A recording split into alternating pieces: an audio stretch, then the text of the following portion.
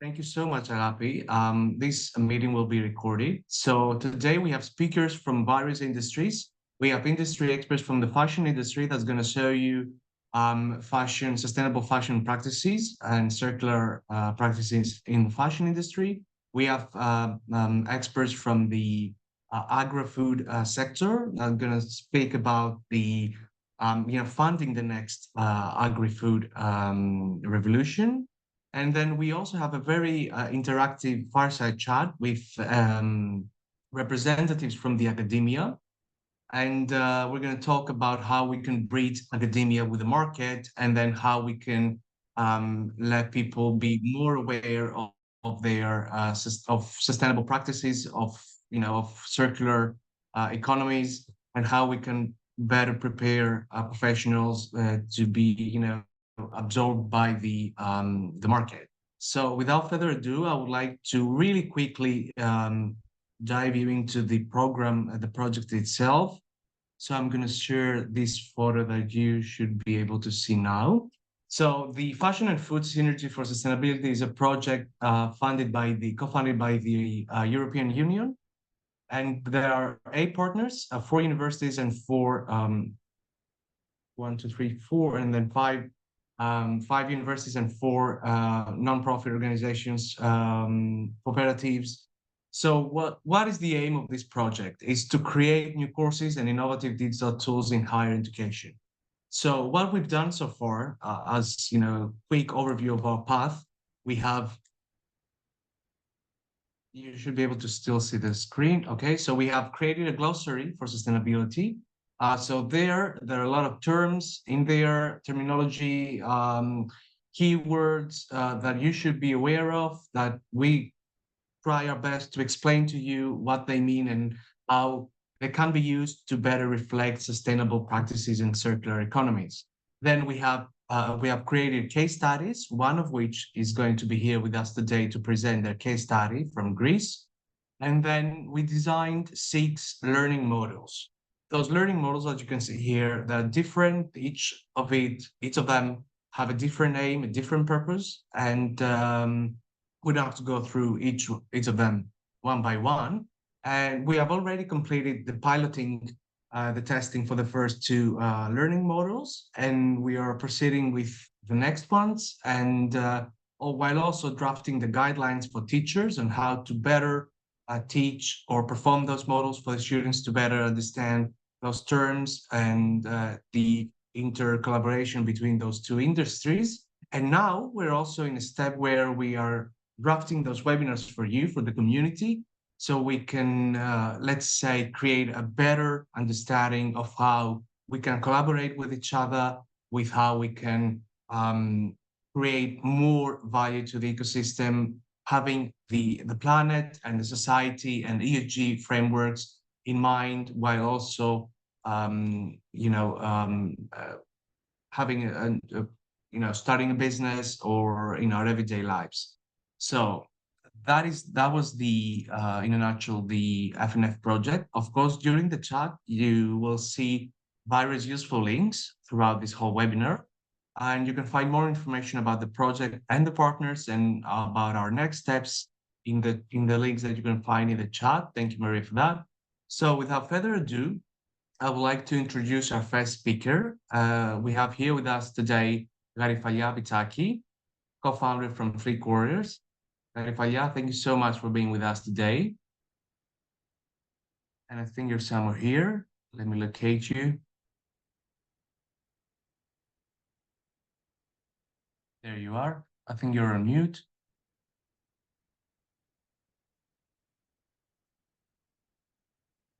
Garifalya, are you with us?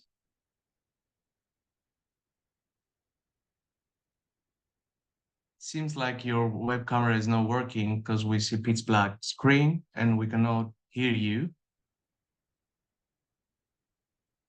May I suggest if you look at the settings of your video down at the bottom of the screen and you click the arrow so you can select the web camera that you would like to use. You see that her microphone is also connected, so maybe there's some kind of issues. All right. So I have a suggestion. Until Khalifallah figures that out, I think we can move on with our next speaker. And then, Harifalia, if that's okay with you, write me in the chat if it's not. We can have you as a second speaker. So I'm just quickly going to change the order of the speakers. Let me know if that's okay with you. And I would like to welcome to the virtual stage Grigoris Hatsikostas, VP of Business Development at Foodscale Hub. Grigori, thank you so much for being with us today. Thank you very much for the invitation, Costa. I'm looking forward to participate. It looks like an exciting project, and I'm happy to be here and share my thoughts. And thank you so much, Grigori. And I'm really happy to see such a diverse group of participants from all over Europe. So I know that you're going to talk about funding the next green agri-food revolution, and you're going to talk to us about the myths, perhaps some truths, and also opportunities for the startups that we might also have here as attendees. So I'm looking forward to your presentation. I'm going to leave the floor to you so you can share. Yeah, it's okay. You can start your share screen, and we have 15 minutes in the clock. Thank you so much. Let me go on full screen mode. So, good afternoon. Welcome everybody to the session. I'm Grigoris Hatsikostas. I work at Foodscale Hub. I've been a food soldier in the game of agri-food innovation for about 20 years now, which is quite a lot. And it's quite strange if you consider that my background is on finance, but somehow life landed me to the agri-food sector, and I've been working there since then. So today what I'm going to talk to you is I'm going to introduce you a little bit on the landscape of the startup innovation ecosystem in the agri-food domain these days. I'm going to talk about some myths. I'm also going to talk about some truths. Those truths sometimes are uncomfortable, but nevertheless, they're very important for us to understand where the sector is positioned. And hopefully, I will be able to unlock some opportunities, to reveal some opportunities that exist within the common myths and the uncomfortable truths. Opportunities for startups to raise capital, to grow, to launch their products in the market. But let me start about the core purpose of this topic and about the core purpose of our activity, which is around sustainability. Not all of us may realize, but the world's food system is broken. It's broken because we're actually overusing the natural resources to produce food. We're predicting that the population is going to grow. Unfortunately, nobody has so far invented a way to grow the planet. Trips to Mars are maybe on the agenda of some tycoons, but are not a reality for the majority of the citizens for the foreseeable future. And it seems like already the world's broken food system costs more than $12 trillion per year globally. That's a huge number. This means that it's equivalent to the 10% of the global GDP. And this does not come from our minds, it mostly comes from analysis from the United Nations. And if you look how the private investors, if you look how the smart money is moving towards that, you will see that in the best of the years, the amount of investments in agri-food startups based on the Ag Funder, which is the most prominent news outlet about the investment landscape in the agri-food sector, is about 53 billion. That was 2021. That was a year after the pandemic where we saw a boom in investments in the agri-food sector, but in many other sectors as well. 2022, it was a little bit lower. It was 29.6. And our estimation is that the amount for the 2023 is going to be a little bit less, if not similar. So let's go to compare the numbers now just to see what a huge gap we're talking about. $12.7 trillion opportunity, and the private sector is investing 53.2 at maximum billion. So we're talking of a different order of magnitude. That shows the huge gap that exists in investment, and that shows also the huge gap that needs to be covered by public sector investment, but also by the third pillar, by the society. Let's try to speak a little bit about some myths. Someone will say that investors don't look at the agri-food sector because they don't invest in agtech and food startups because they don't understand the sector. This is an easy way. Let's blame it on the investors. Let's blame it on the VCs. But is it really so? There is another myth that investors' job is just to give you the money, and once the deal is closed, then the investors finish their job. Then the investors have nothing to do with this, with the startup. They're just waiting for the exit to yield the return. And one uncomfortable truth is that, unfortunately, the days that startups could easily get very high valuations, the days that startups could easily claim big amounts for the rounds are gone. We know that currently the investment landscape is such that valuations are going down. We call this correction in the investment market jargon, and this correction is going to continue. And this is an uncomfortable truth. So startups that were believe that with a PowerPoint and a few fancy buzzwords could raise a big amounts of money, they can already forget the case. We see that even in the age of artificial intelligence, even in the age of blockchain, the startup valuation correction is only in the beginning. We will see much more reasonable valuations. This trend starts from the United States, and sooner or later it also appears to Europe. And is this bad news? No, if you ask me, it's good news. It's good news because this will direct a smarter, more efficient, and more sustainable deployment of the capital. And also, another truth is that startups are looking for the next round, are looking for the next big investment, while the venture capital funds are not the only source of funding for startups.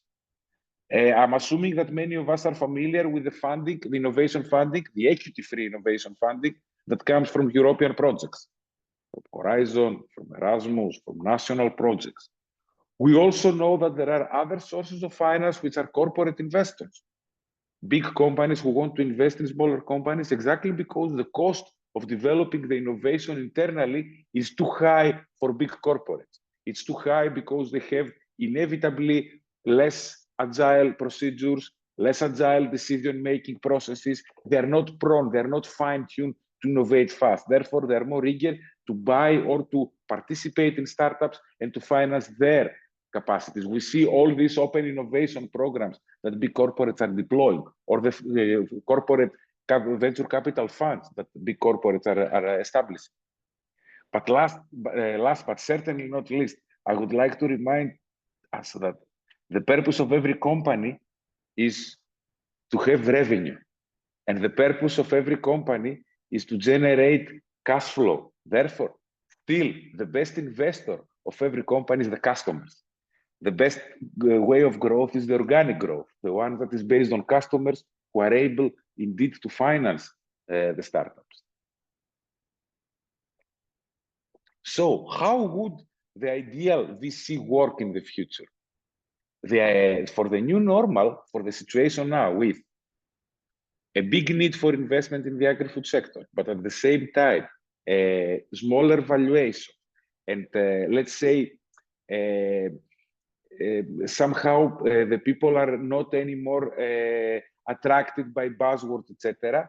The investors who bring value to the companies, to the startups, are the ones who are going to help them build, the ones who are able to help them build products, the ones who are able to give, apart from money, also other types of assets. What type of assets? Know-how, access to network, business experience, common sense, ability to help them overcome the regulations. Agtech and foodtech startups are unique in many aspects. And because of this uniqueness, you need to focus on things that will really help the startups. And this is not only capital.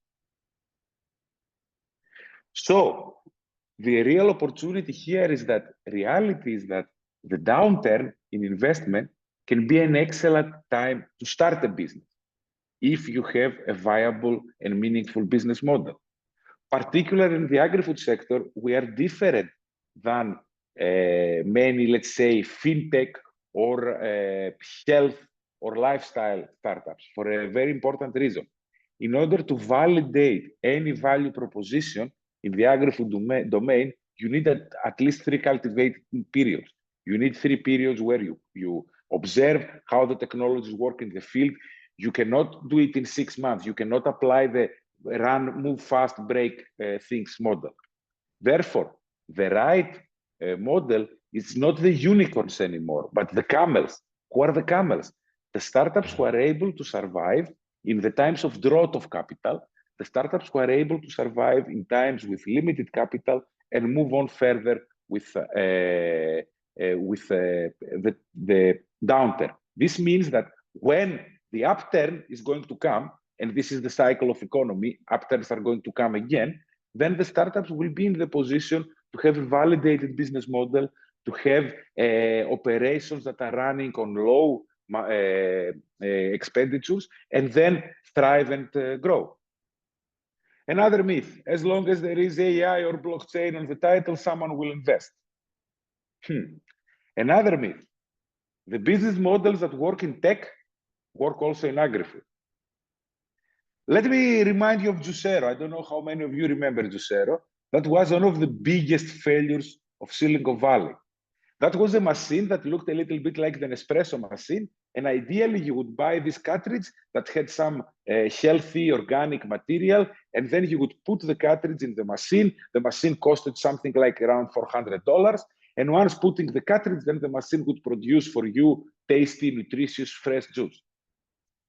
Sooner or later, consumers realized that it was enough just to squeeze the cartridge, and then you will get exactly the same product without even buying the machine.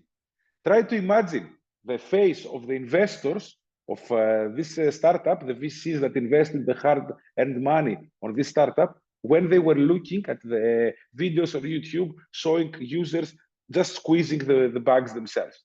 That was one of the biggest failures that proved that buzzwords and imitating business models that work in other sectors not always works in the agri-food sector. Another common myth is that if you have superior technology, any business model will do. And the vertical farming disillusionment is here to prove that this is not the case. In the past decade, there were huge investments in vertical farming companies, both in the United States and in Europe. But it seems that the business model there was not the right, because big installments, high energy cost, high logistic cost. It turned out that it's much cheaper, indeed, and much more efficient environmentally to grow your greens, to grow your salad on a normal ground, rather than to build all these factories for growing lettuce or whatever. What was the problem? The unit economics. As long as the unit economics don't make sense, any kind of investment, regardless of the environmental promise it makes, or regardless of the buzzword it uses around technologies, it will not work. We often say that farming and food are low margin sectors. And when we're talking about investments, we're talking about essentially farmers investing in technologies. It's very difficult to ask farmers to go green when their accounts are on red.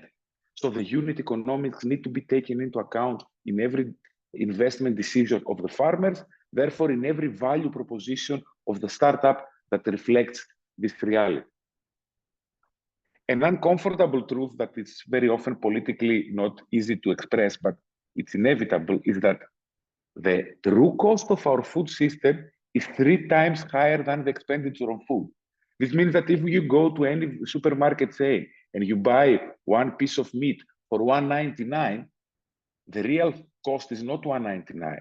There is lots of other costs. These are environmental costs. These are costs to your health due to the way that the animal has been raised. These are costs to biodiversity or to the livelihood of people. That is much higher. It's actually 3 times higher than the price you pay on the supermarket. And it's an uncomfortable truth that the food prices need to grow, need to go higher. But the opportunity here is that this is very good news for startups and investors. By rising food prices, the margins are going to grow, and therefore everybody in the value chain, from the farmer to the food producer to the retailer, will be forced to invest more in technologies that increase efficiency and increase sustainability. In the long run, this will create lots of business opportunities for startups that offer solutions to this domain. So again, apart from being a camel, it may be good to be a zebra, to think big, but to work small scale, to work in lockstep with the needs of the local community, to take into account local sources. Let me take you back to the farming, to the vertical farming story. It turned out that the big investments in vertical farming, in indoor farming, failed due to unit economics. But that's exactly the reason why the small scale vertical farming seems to be viable and seems to be the way forward. Small scale vertical farming investments that really take into account local needs, that apply local sourcing and minimize the economic cost, but also the environmental cost of logistics, are the ones that can move forward. If you had to take a few learning takeaways from what I just described, first of all, for startups, building and testing products with real customers might be more important than raising capital. Again, the most viable and the most healthy source of capital is and is going to be the income that you gain from your own customer. Then, if you want to test a business model, you have to focus on unit economics. You have to make sure that the numbers make sense for the end user. You have to make sure that the numbers make sense for the potential customer. And we are living in times of low valuations. This means that startups need to think lean, need to execute lean, and need to prepare themselves for a long period of low valuations where the money they can raise from various sources of investment is not going to be unlimited, and the investors are going to be much wiser and much more careful on where they're placing their bets. I hope I did not confuse you too much. I don't know how we're standing with time, but some other takeaways are that even if a startup promises a green revolution, even if a startup is investment impact driven, they still have to perform. They still have to bring numbers to the table, and they still need to bring a return on the investment of their investors. Impact investment is not about losing money. Impact investment is not about making zero profit. Helping the world with zero profit is called philanthropy. Impact investment is making conscious investments with environmental impact or social impact as a driving force. That's why the successful startups of the future will not be unicorns, as we used to say in the previous decade, but they would rather be zebras or camels. I think that concludes my presentation. I don't know if we have time for questions. I'm at your disposal. And thank you very much, Costa, and the rest of the participants. Grigori, thank you so much for this insightful presentation. I really love the last thing you said, that you don't have to be a unicorn, you can be a zebra or a camel. And I think that it's a really nice metaphor of what we're trying to achieve here and what you were trying to say as well during your presentation. Thank you for sharing your content details. In case someone would like to further discuss these, I'd like to move on to the next presentation, but then if you're going to stick with us until the end, I would like to open it up to questions if there are any. Of course, guys, take a note of Grigori's details. Make sure you connect on LinkedIn, and then if you have any questions or you'd like to further discuss this offline, feel free to do so. That's why we're building those webinars, to build an ecosystem, a network of support, of supporting each other, and then achieving common, results and wins. Harivalya, I see that we can see you on the screen. Great. Can you also hear me? Let me know we can hear you. Yes, thank you so much. Perfect. Okay. Perfect. I'm really sorry for the delay. No worries at all. I was glad to listen to Grigori's presentation, because I think there are lots of things that we agree on and then that we are going to highlight as well. I would like, please. No, go ahead. I would like to share my screen. 1 second. Perfect. And while you do that, I know you're going to talk about an interesting topic, as we discussed it, by email, about invisible textiles, and I found it really interesting. I know the brand. I know that some of the members here online visited Greece and visited your store because they were really impressed from the case study that we showed to the rest of the partners during the consortium meetings.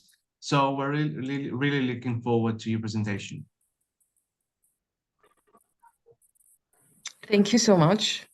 I would like, if it is possible, for everyone to unmute and answer to my very first question. What do you think Athens is made of? And that's honestly a valid question that will unfold our brand's meaning and what we work with. Any replies? Cement. Yes, man. Any other maybe Humans? materials? Of course, for sure. Marble. Marble. Perfect. Yeah. Okay. So this is usually what describes the built environment of pretty much every European city. Lots of concrete, especially in an urban environment like Athens. But since 3/4 love cities, we dive into it a bit further than that. And cities are not only made of concrete, people, cars, or buildings, but they're also made out of textiles. And sometimes we don't notice them. And the reason we don't notice them is because they're part of our everyday life, like our curtains in our houses, but we don't put it into a bigger perspective of how much of that material we use and how much of it is actually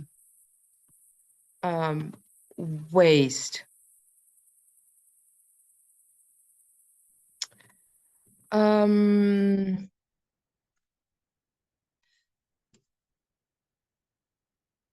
Talking a bit about specific one fabric that we often see in Athens a lot, which is the awning, the balcony awnings. We kind of calculated that about 3,100 tons of new, unused, leftover awning textile waste are just thrown away in the landfill every time we change our balcony awnings. And we estimate that that happens nowadays due to overconsumption every 3 to 4 years. What's an unused leftover? So it's the small pieces that is left behind during the cutting process of making the balcony awning sur mesure of each one's balcony. But cities are made out of other fabrics as well, which is like, as I mentioned, housing lining, hospitality lining in the hospitality industry, the textiles in the cars or in the vehicles or in the public vehicles, and also the building facades. I mentioned the one that we use the most, which is the awning.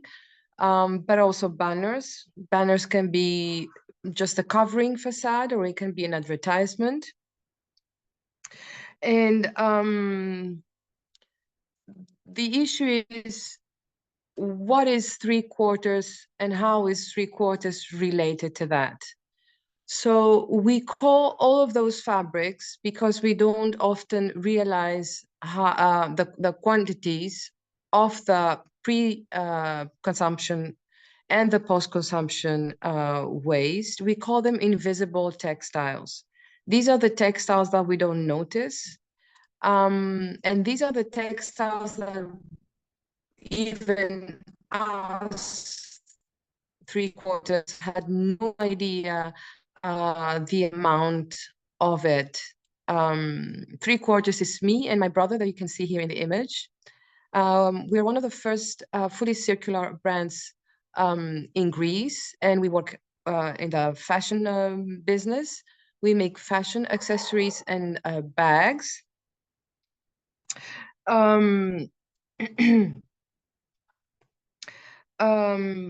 But to go a bit more into detailing what does invisible textile is to us, is that we work with textile waste. Our main fabric is awning because it's something that represents Athens, and it's fancy, has these fantastic patterns and colors. But we also work for other corporation and institutions with banners. And what we do is first we try to record the problem. So we started our business because we noticed a problem, the problem of the invisible textiles. When we first came into contact with awning people, workers, we had the idea, that was during the crisis, that they had lots of leftover fabrics, or that they had some dead stock fabrics that they wanted to get rid of. But when we dived into the process, we discovered that this is an ongoing process of creating new waste. So we try to record how much of that, and I gave you previously a number, how much of that invisible textiles we produce per year, what happens with those textiles, where do they end up, and if there is any way to work with them. So with the fabrics that we can work with, we then later collect them ourselves. We actually pay for them and we repurpose them. And as I said, our main fabric is awning, but we also try whatever comes into our hands. Yesterday, we kind of it was the beginning of a collaboration with a friend of ours and a startup, very well-known startup in Greece, the Bflex bike company, where we are going to repurpose their inner tubes. Just to give you an example.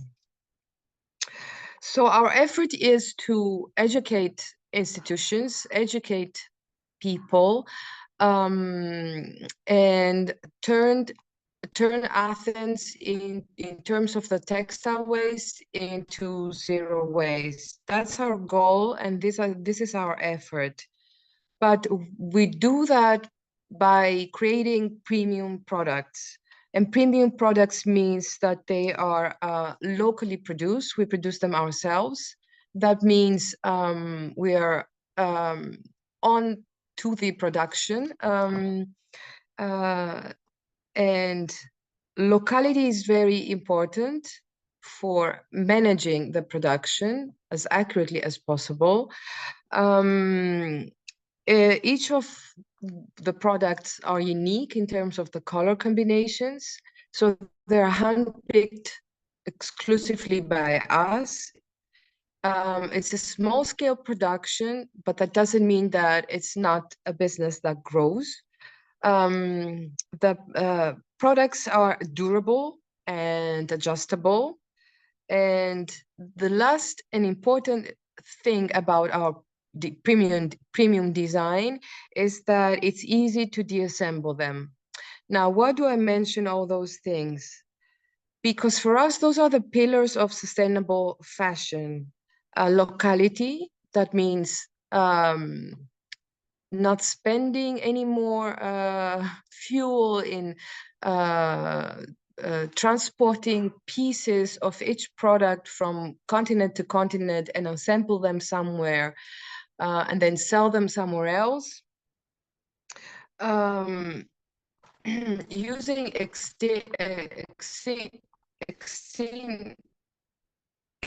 existing materials, not creating any raw materials. There's already enough materials around us that if we are a bit, if we use a bit our creativity, we can find a way to repurpose them and close the circle. Closing the circle means that Athens could be a fully circular city by within the circle, each brand, each business, it doesn't matter if We're not all from the fashion industry, but each business gives its waste to another business.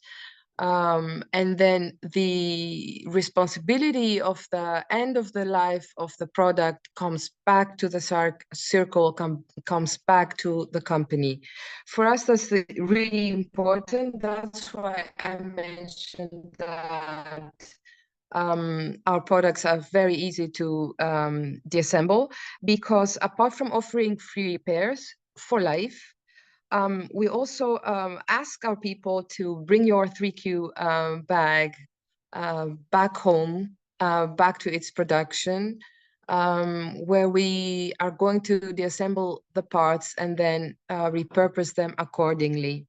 This project, we call it Project Zero, and it highlights how important to us is to take accountability as a business of not only the pre-consumer waste, but also for your post-consumer waste and the end of the life of the product.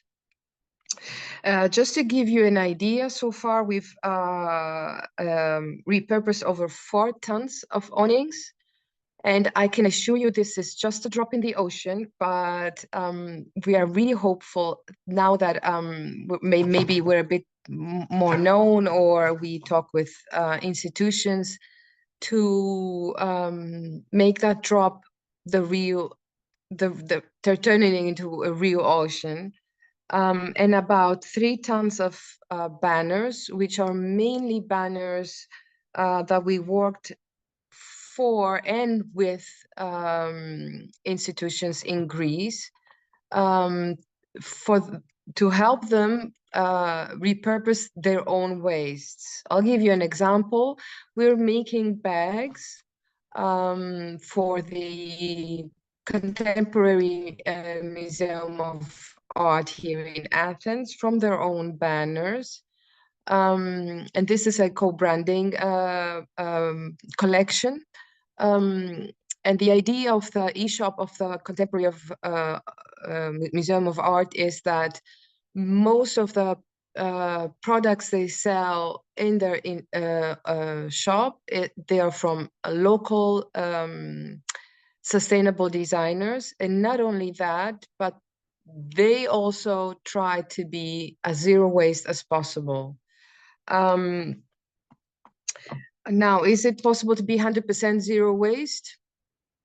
Maybe not, but we are doing our best. And by doing our best means that we educate ourselves, we stay up to date.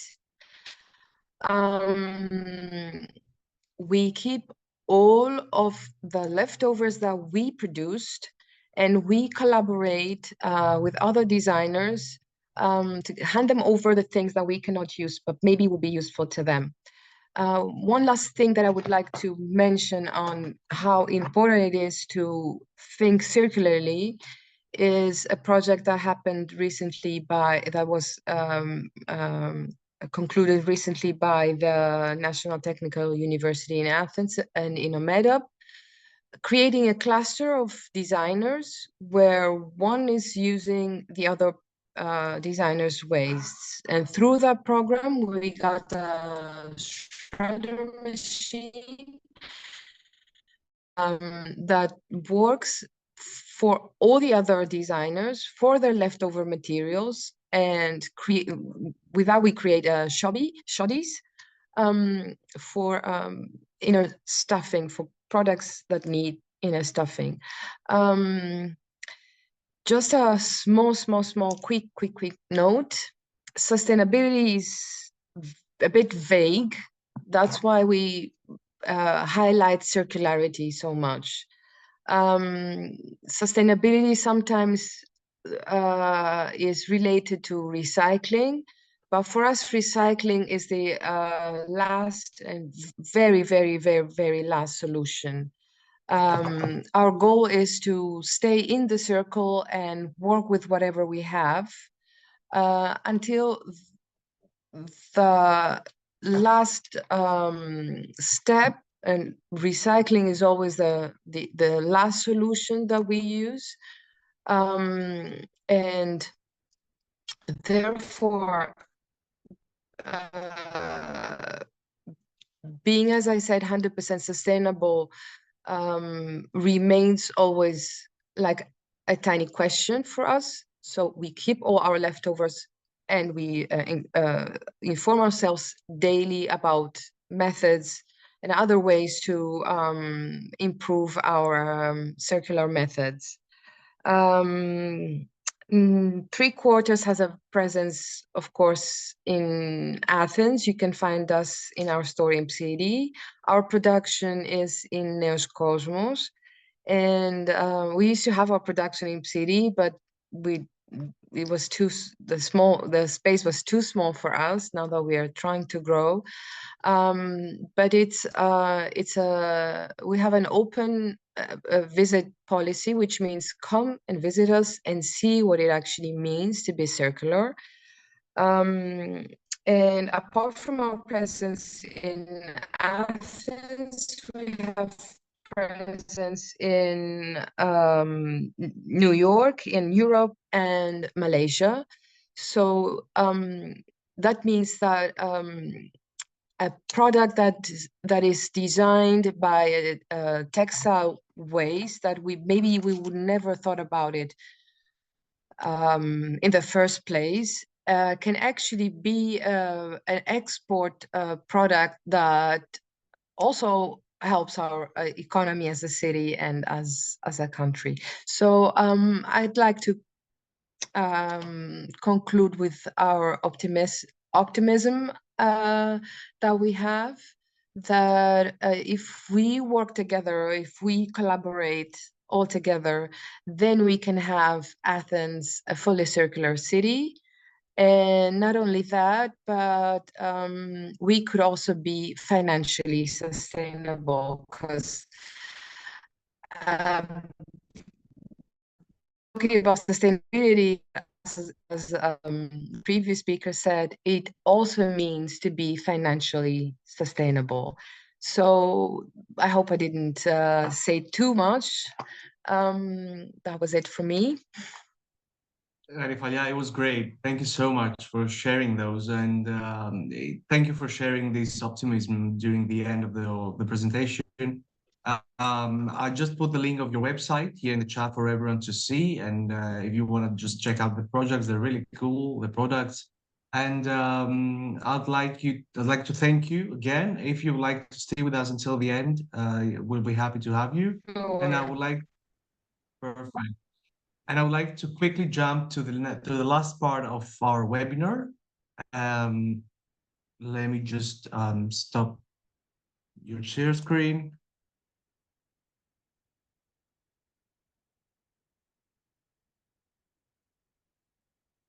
Perfect.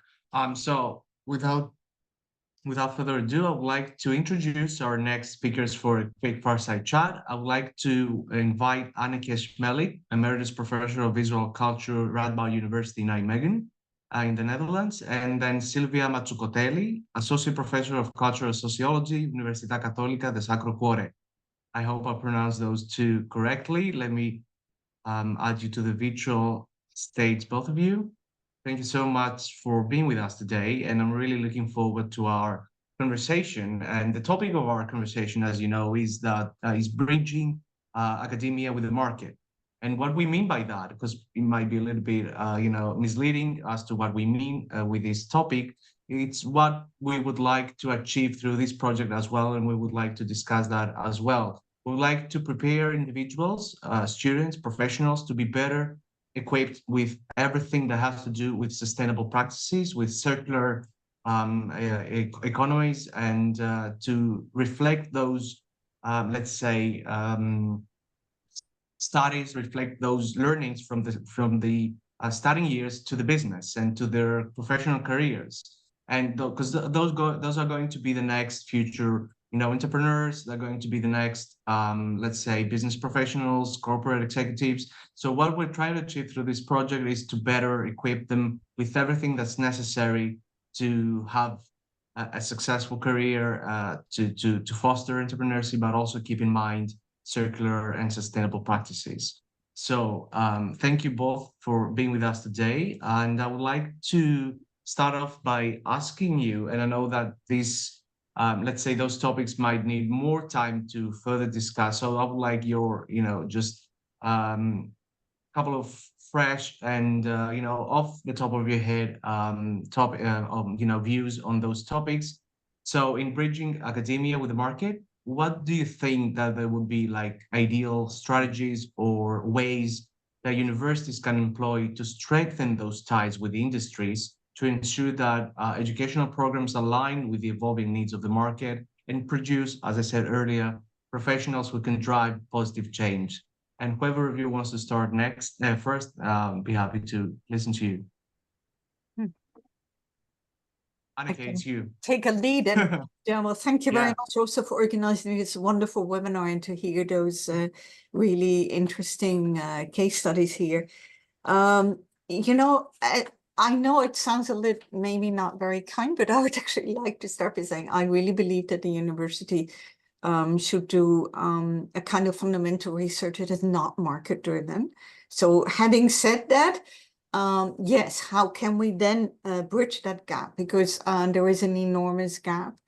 Absolutely. I very much believe actually in projects that we're doing right now.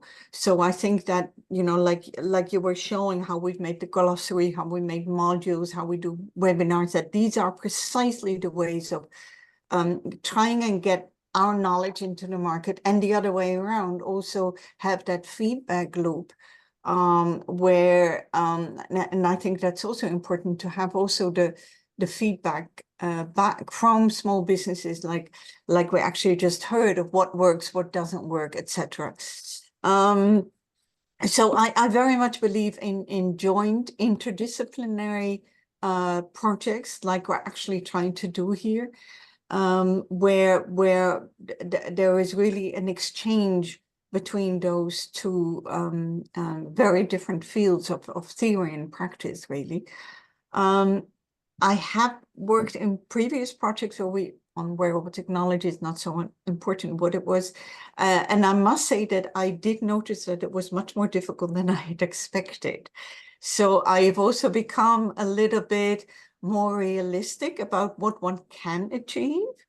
That sometimes the goals are so very different in terms of economics or social relations or whatever, that it's just a little bit more difficult than we sometimes realize. So I do think we need a lot of patience and a lot of effort to actually make it work.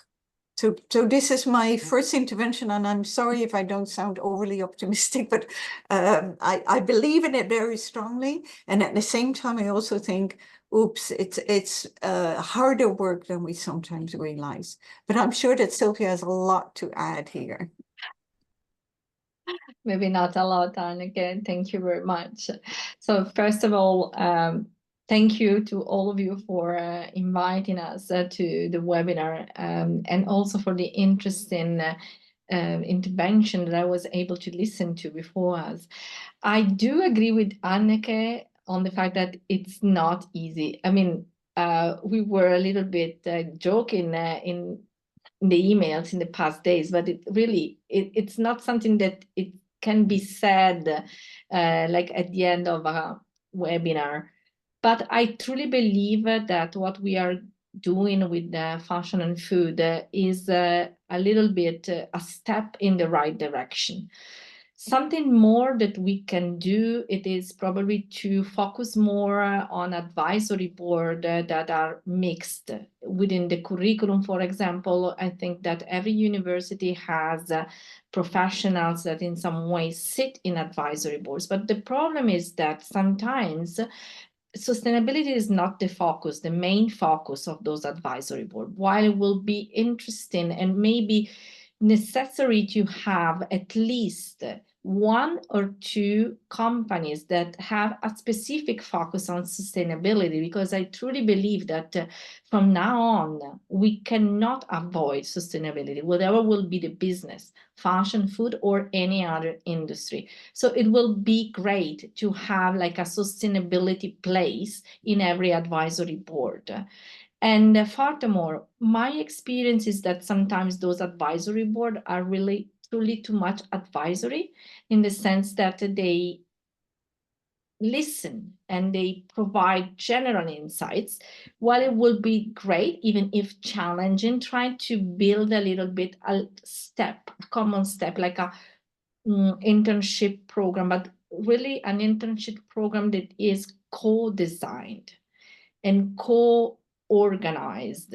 So something in which the university can do what a university can do, that is thinking, offering tools, offering way of looking at the world, but at the same time, the professional world can do what they can really do. So train more about skills, ability, the market, their specific niche.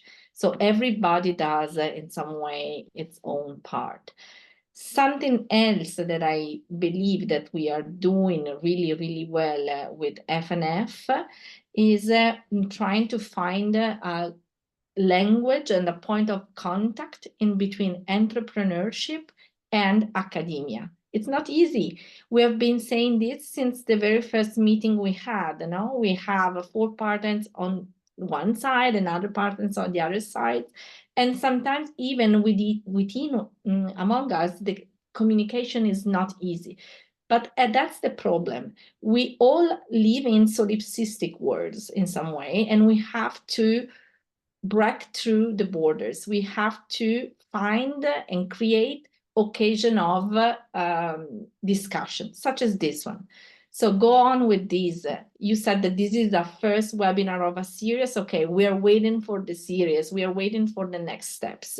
And I'm pretty sure that we are little bit by little bit moving in the right direction.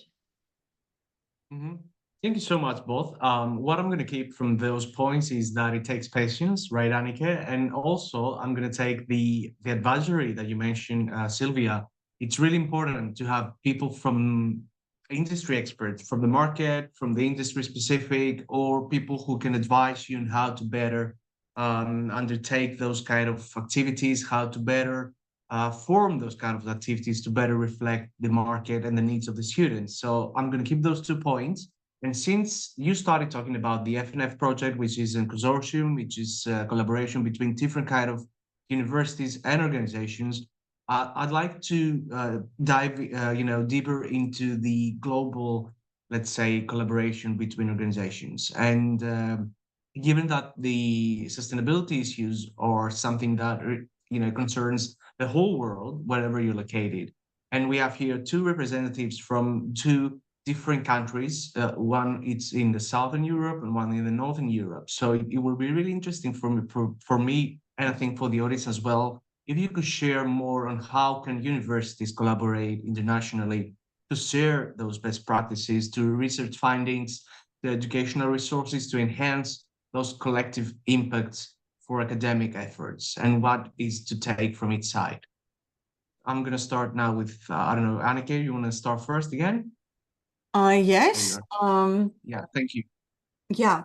In the university where I work, sustainability is the focus for the whole university now. It's a point of attack, as it were.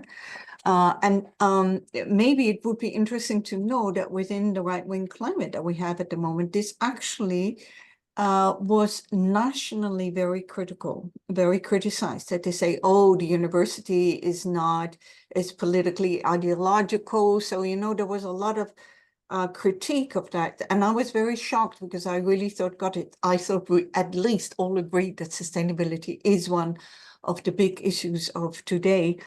So how do you do that? I do think that we need absolutely to disseminate the knowledge, to disseminate the work that we're all doing. But I do think we do through our publications, for example. Here we did it through the glossary. What I also really liked, and I took that into my own teaching, was the use of case studies. So we already heard one of them just now, so thank you so much. But I really enjoyed that. And then the next year, I gave my students in the master course that as an assignment, look for a case study and go to them and ask them, what do you want to know? And again, it was that translation that was not that easy because, you know, questions that people have are very often very big. And the problem is gigantic. So, you know, how do you, that's very difficult, right? How do you make a research question in such a way that we can actually research it, that we can actually advance our knowledge and get one step further? So I think we're really in the middle of that process. And I sometimes feel I heard and both the huge problems in the food industry and the fashion industry, I think, are very similar. And I also heard Gary Valia say, it's a drop in the ocean. And I think we all have that powerless feeling, like, oh, it's a drop in the ocean. And yet, when you all work together, also internationally, which in the university we always do, I think in our university, 1/3 of the students is international, and also 1/3 of the staff. So it's very international. And it is in this, like, okay, we're in this together, all of us. And knowing that we work together, I think we can advance step by step by step, and maybe sometimes a step ahead and 2 steps back, etc. But I am confident that this is indeed the way forward. The way, you know, I don't want to be too self-congratulatory, but what we're doing now is very, very important. Thank you, Anneke. Sylvia, you're on mute. I do agree with Anneke. Dissemination is pivotal. So it is important to contribute little by little to the knowledge about sustainability and to the diffusion of knowledges about sustainability, even because sometimes we think about young generations as the more green generations, but research is actually demonstrate that even if they might have been more open to sustainability, the practice, the everyday practice might not be so green. So there is a continuous need to reiterate even examples of shopping opportunities that are much more green, or entrepreneurship opportunities that put sustainability as the focus, the core of their activity. And I think that fashion and food is doing 2 things that, according to me, are very good in this direction. One is the creation of material that we are going to share. So the idea that we can create this platform in which we put all the materials collected during the project, even our case studies maybe, is going to at least create a little bit of information available for everyone as the glossary, because the good thing about the glossary is that you find definition, but you can find even regulations, you can find even examples, and the glossary, it is not as academic as expected. It is very something that everyone can read. So a student, someone that is just want to know more about sustainability, and you can find even links to go deep into the knowledge. That's the first thing. Second thing, case study. It is really true. I'm using the case studies we have been studying with FNF as good example, good practices.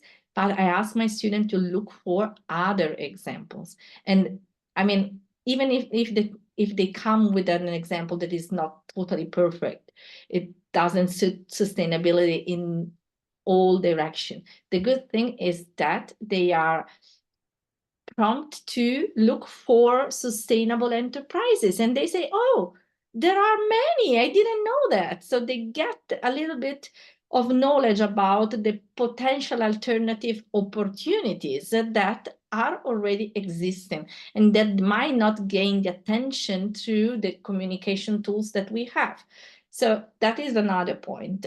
And then what Anneke also said, the idea that they reflect on the case study. So they might be employers in communication agency. Okay, we give them a new way of looking at the symbolic meaning of a fashion item and to put sustainability as one of the key drivers to talk about the symbolic value of fashion items. So I think that is a good starting point. Thanks so much, both, for sharing those. And I'm glad to see and witness that we as a consortium in FNF, we're kind of starting implementing those activities that you suggested, and I'm really happy with that. So one last quick question for both of you, and I would like Anneke to spin things around now and start with Sylvia. Let's just step aside from the curricula and what the universities can do in terms of studies and subjects and modules to better prepare the students for the sustainable practices and the market world. Let's just go a little bit too practical and say, what can universities do to actively engage students in sustainability initiatives generally, whether that's organized from the university or it's something that, you know, it's organized by third parties and university would like to cooperate as well with them. So really, what can we do to engage more students into that? I mean, in my opinion, there are three things that work. In class is project-based learning, what we are doing and what we have been testing even with all the module of FNF. It works very well. It is challenging, but they get the chance to really put their attention to focus on the cases. Outside class, but within the campus, information about sustainability. I'm just saying something extremely, let me say, superficial maybe, but a lot of my students noticed that we have places where you can refill your bottle of water after FNF.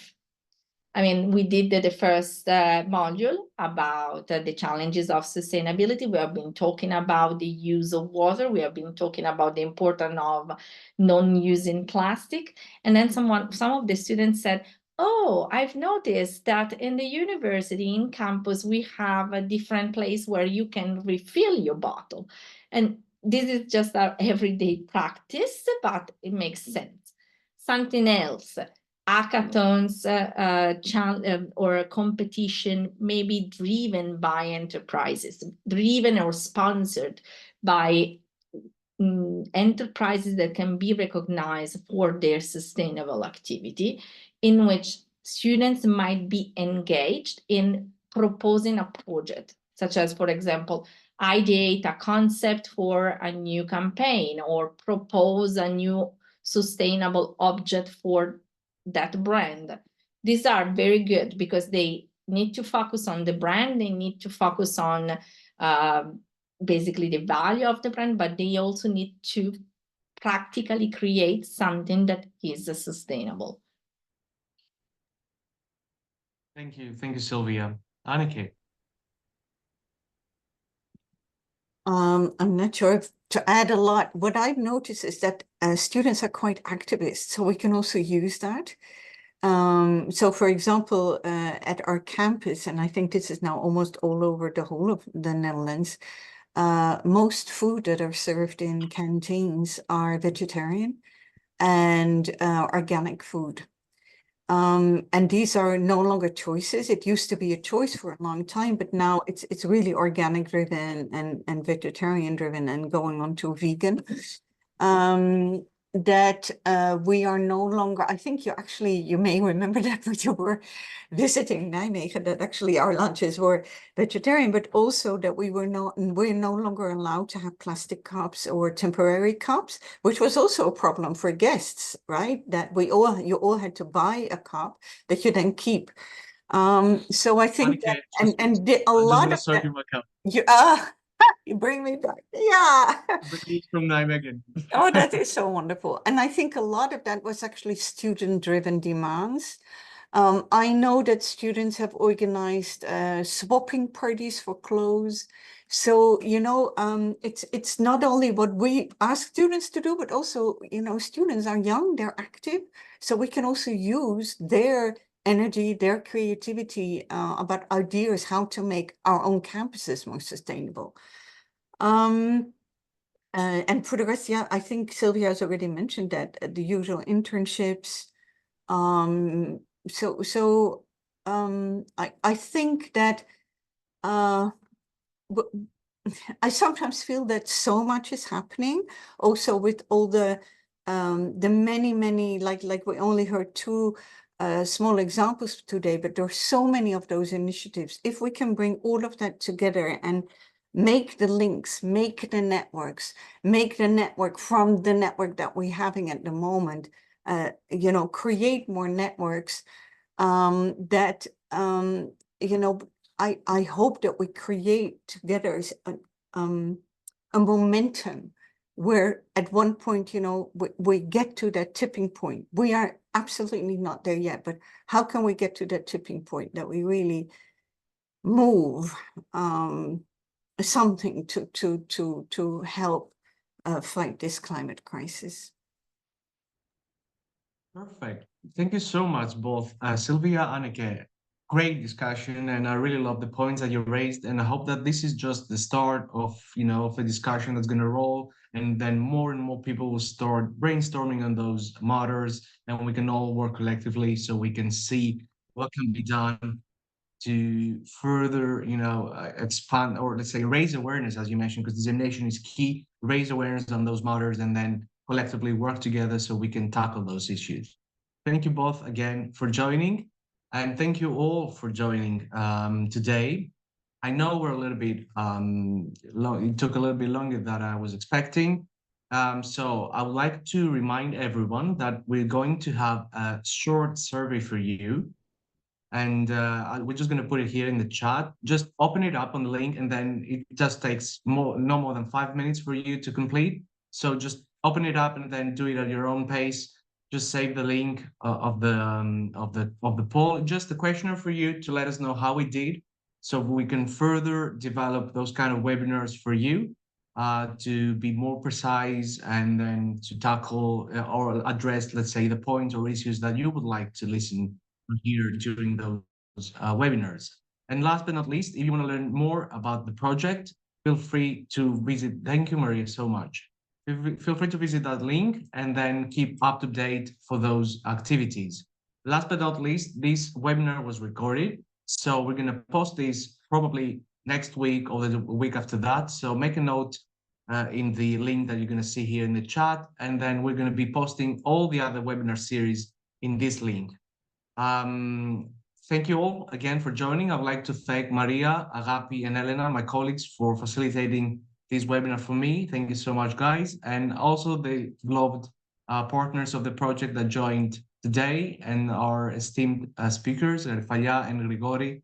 Thank you again for sharing your knowledge and your industry expertise. Looking forward to the next ones. And then we'll be in touch, of course, and have a great afternoon and evening, and see you all soon.